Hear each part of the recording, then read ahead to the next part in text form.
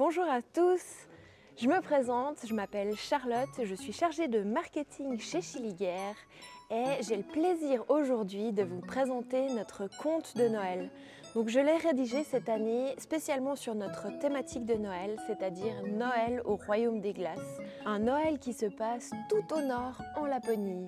Alors sans plus de transition, je vous invite à découvrir ce conte de Noël. Valo est la lumière de Noël. Il y a fort longtemps, tout au nord de la Laponie, brillait une immense bâtisse. Des odeurs de pain d'épices et des bruits de construction s'échappaient des gigantesques portes et fenêtres. Parfois, l'on pouvait même observer un petit elfe. C'était la fabrique du Père Noël. Autour, un troupeau de rennes se promenait doucement et en se rapprochant, l'on distinguait une écurie de taille modeste d'où l'on entendait quelques jappements et aboiements joyeux. À l'intérieur se tenait une meute de huskies et parmi eux, un jeune chien nommé Valo s'amusait à courser les petits chiots. Notre histoire commence un 21 décembre, jour de l'équinoxe d'hiver, la nuit la plus longue de l'année. Pas que cela ne change grand-chose sous ces latitudes. À cette période, il fait nuit en permanence. L'usine du Père Noël bat son plein et les cadeaux sont bientôt tous prêts. Mais il manque encore un dernier ingrédient pour que ce Noël soit à nouveau parfait et que les enfants du monde entier trouvent un cadeau au pied du sapin dans quelques jours. Il faut encore ajouter un peu de poudre d'écorce de pin préparée par une tribu du peuple Sami à quelques dizaines de kilomètres de là. C'est cette poudre qui permet de mettre la touche finale à la magie de Noël. Valo est très fière. C'est sa meute qui a été choisie pour cette expédition. Elle tirera le traîneau et son musher, c'est-à-dire le conducteur. Et pour la toute première fois, il a l'autorisation de les accompagner. Il ne fera pas partie de l'attelage. Cet honneur est réservé aux huskies qui ont fait leurs preuves. Mais il pourra les suivre et ainsi se faire la patte. Cela fait plusieurs jours que le jeune husky a de la peine à tenir en place tellement il se réjouit. Sa maman, qui est aussi membre de la meute, a d'ailleurs plusieurs fois dû lui dire de se calmer. Cette mission est extrêmement importante. Sans ça, Noël pourrait être totalement ruiné. Ainsi, le grand jour est enfin arrivé. Et après avoir reçu les dernières instructions du Père Noël, un grand mush en avant retentit. L'attelage se met en route. Petit à petit, on n'entend plus que le bruit des pattes qui foulent la neige et le souffle des huskies. Valo court de toutes ses forces, le traîneau avance vite. À la lueur de la lanterne du musher, Valo, sa maman et toute la meute s'enfoncent dans la forêt. La neige commence à tomber doucement, puis de plus en plus fort. Cela fait quelques minutes que le vent s'est aussi levé. Cependant, l'attelage continue de cheminer vaillamment. Les chiens de traîneau sont habitués au climat difficile du Grand Nord et de la forêt boréale. Mais les conditions ne s'améliorent pas. Et bientôt, le vent souffle si fort que la neige semble tomber à l'horizontale. Valo n'est plus trop rassuré. Mais il fait confiance à sa meute. Ce sont tous des chiens bien entraînés.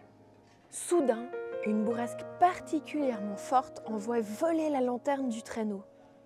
Elle atterrit plus loin et s'éteint dans la neige. Plongé dans la nuit la plus totale, l'attelage avance encore quelques mètres, mais d'un coup, le traîneau dérape et se met à glisser sur une pente immense. Les chiens ont beau utiliser toute leur force, ils sont entraînés à la suite du traîneau et tout l'attelage se met à dévaler la pente.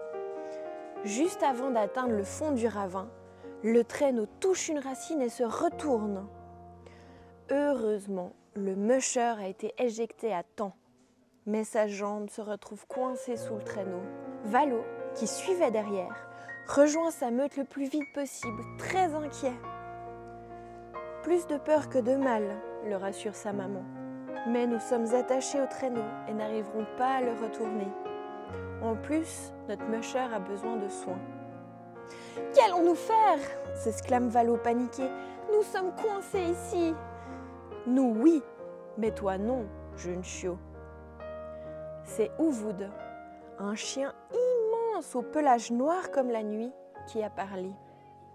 Valo aplatit les oreilles et recourbe l'échine. Uwud est leur chef à tous. De sa voix grave, il continue. « Tu dois poursuivre notre mission et aller chercher de l'aide. Le Père Noël compte sur nous. » Cela faisait plusieurs heures que nous avancions. Nous ne sommes plus très loin de notre but. Tu dois retrouver les Samis, prendre la poudre de magie de Noël et revenir ici avec eux. Pendant ce temps, nous allons nous coucher autour de notre musher pour lui tenir chaud. Tu dois faire vite. Il neige toujours et cet humain ne possède pas notre épaisse fourrure. Valo ne peut plus bouger. Il tremble de peur. Bien sûr, il n'est plus un chiot. Il a obtenu le droit d'accompagner la meute. Mais quand même, quelle responsabilité! La panique se lit dans ses yeux. « Je sais que tu peux le faire, mon fils, » lui murmure sa maman. « Tu es courageux malgré ta jeunesse.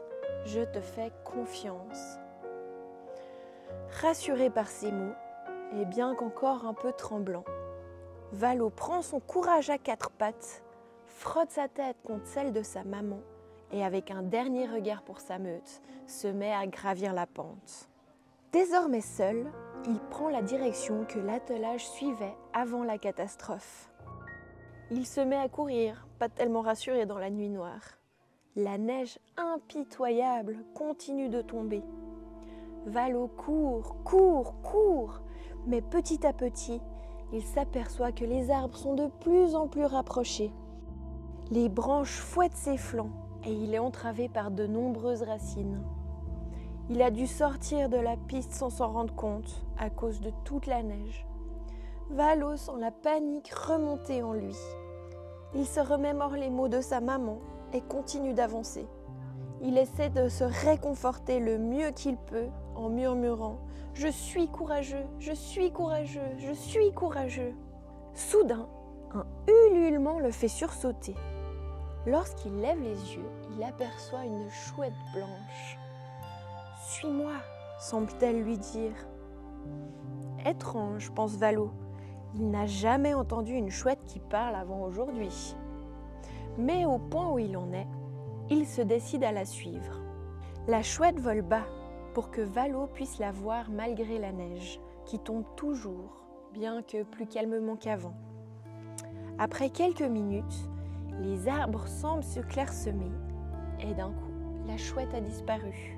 Valo se retrouve dans une clairière et en son centre se trouve une étrange pierre. Il a entendu parler de ces endroits. Ce sont des siedis, des lieux sacrés du peuple Sami. En s'approchant, il aperçoit des peaux de bêtes, des petits personnages taillés dans du bois et de la nourriture au pied du rocher, des offrandes. Il distingue quelque chose qui semble luire. C'est un cristal. En s'avançant, Valo croit distinguer quelque chose dans la brise. En tendant l'oreille, il sent, plus qu'il n'entend, le vent lui souffler de se saisir du cristal. Valo s'approche doucement, touche le cristal du bout de la patte et rien ne se passe. Mais il éprouve au fond de lui que c'est ce qu'il doit faire. Il passe donc la lanière autour de son cou et au moment où la pierre transparente vient se poser contre son pelage, le ciel se dégage. Il aperçoit alors une splendide aurore boréale qui semble lui montrer le chemin. Le jeune chien se met en marche, tandis que le ciel se recouvre à nouveau. Mais en baissant la tête, il se rend compte que la pierre s'est mise à luire de la même couleur que l'aurore boréale. Cette douce lumière lui permet d'avancer d'une patte sûre. Enfin, il connaît la direction et il n'a plus peur. Au bout de quelques minutes de course, il aperçoit des lumières au loin. Le village! Il a bien fait de suivre son instinct et de croire aux signes. C'est certain, maintenant il pourra aider sa meute. Arrivé au village, Valo se met à aboyer. Il ne connaît malheureusement pas le langage des humains. Mais pour le moment, seules les reines ont l'air de se retourner. Pourquoi personne ne fait attention à lui? Il a besoin d'aide, s'il vous plaît, quelqu'un! Les rares humains qui se tiennent à l'extérieur portent les habits chauds aux couleurs traditionnelles samis. Mais ils semblent se hâter de rentrer chez eux. Personne ne fait attention à ce husky qui aboie dans la rue. C'est un jeune chien après tout. Valo se met à courir dans tous les sens pour essayer de capter leur attention. Quand tout à coup, le collier se détache et le cristal tombe à ses pieds. La pierre se casse en deux et cesse de luire. Catastrophe! Sans lumière, il ne pourra jamais retrouver sa meute. Valo sent le désespoir le gagner. Une larme coule le long de sa truffe et vient s'écraser au sol, sur le cristal. À ce moment, Valo se rend compte qu'il y a de plus en plus de lumière. Que se passe-t-il? Incroyable! C'est toute sa fourrure qui se met à briller de la même couleur que l'aurore boréale. Valo ne comprend pas bien ce qu'il se passe, mais cette fois, les humains s'approchent de lui. Une femme, particulièrement vieille, se baisse doucement vers lui. « Bonsoir, petit chien. Je suis la Noédie. Je parle aux esprits de la forêt. Ils m'ont soufflé que tu allais arriver. Je voulais sortir t'accueillir, mais à mon âge, je ne peux plus me déplacer aussi rapidement qu'avant. Bravo, tu es brave, nous allons t'aider. » Valo est tellement soulagé, et plus il se sent rassuré, plus son pelage se met à briller. Ni une ni deux, la vieille Noédie sort un petit sac contenant la poudre d'écorce de pin qui permettra de créer la magie de Noël. Elle l'attache autour du cou de Valo et donne des ordres aux villageois. Rapidement, une petite équipe se met en place et un attelage de rennes est prêt au départ. « Montre-nous le chemin, petit chien !» Cette fois, Valo court à l'avant de l'attelage. Il fonce retrouver sa maman et la meute, son butin précieusement attaché autour de son cou. Avec la lumière qui se diffuse de sa fourrure, tout le chemin est éclairé. Les rennes et les samis peuvent le suivre sans peine. En peu de temps, ils rejoignent l'attelage et les villageois s'activent pour retourner le traîneau et aider le musher. Pendant ce temps, le reste de la meute vient saluer Valo et chaque chien, en passant devant lui, incline le nez vers le sol en signe de respect. Finalement, même Ovud et sa maman lui témoignent cet honneur. Enfin, tout l'attelage peut se remettre en route, direction la fabrique du Père Noël. À nouveau, Valo, le pelage toujours lumineux, a l'immense honneur d'être installé à l'avant pour ouvrir le chemin au husky et à son musher, qui a été immobilisé sur le traîneau par les villageois. Quel honneur! Ces derniers peuvent désormais retourner dans leur village. En arrivant à destination, sans plus d'encombre, le Père Noël est déjà dehors pour les accueillir. Valo se tient toujours à l'avant du traîneau et s'approche doucement du Père Noël. Pendant ce temps, les elfes de Noël s'occupent du musher. Le Père Noël, en se penchant pour prendre la poudre de magie de Noël, prend la parole. « Ho ho ho! Bravo mes fidèles amis! Vous avez rempli votre mission malgré les conditions difficiles.